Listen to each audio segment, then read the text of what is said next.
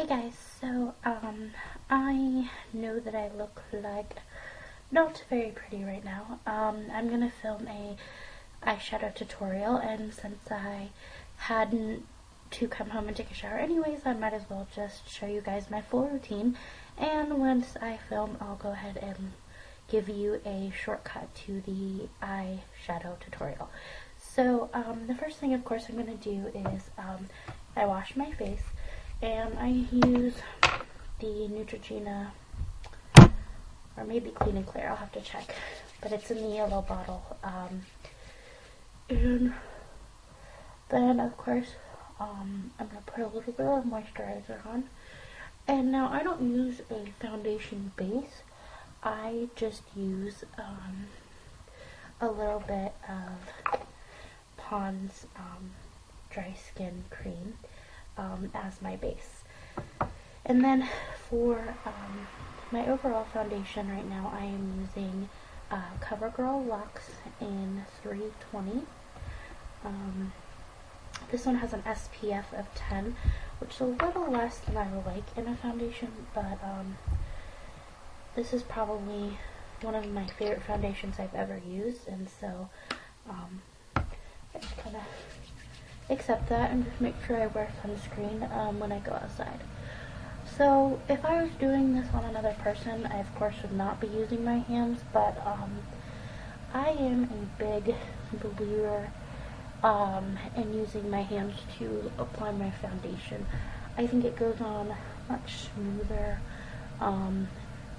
It kind of just melts into the skin a little bit more. And goes on a little bit more evenly by just using what was naturally kind of given to you. So I'm hoping that we can work with these lighting issues.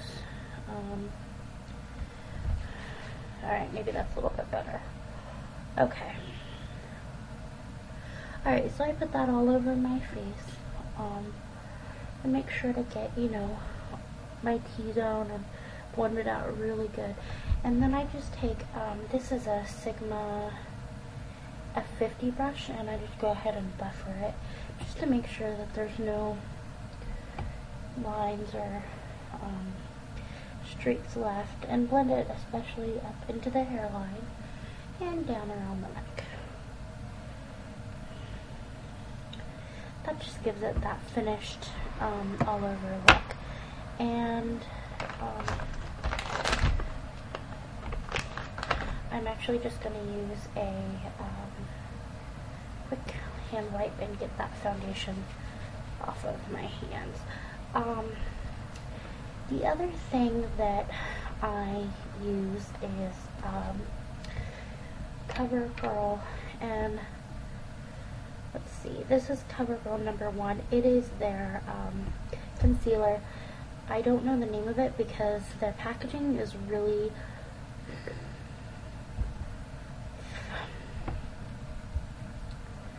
not really the best. It doesn't actually have a name on it except for the bottom that stays on. This used to have a silver name on it. This is CoverGirl, but it is worn off, and I haven't had this for very long. So with this, I'm going to actually go right underneath my eyes, and of course, get any blemishes that I see.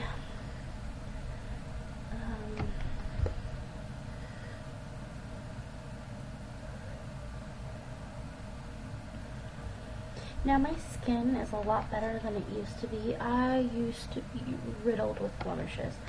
It drove me crazy. No matter what foundation I used, no matter how my diet was, I just had a lot of blemishes. And then what I realized was that I was horrible about making sure that I used a makeup removal before I washed my face. So even though I would use a basic face wash, I wasn't getting really all the makeup off. So I use a makeup remover and then wash my face.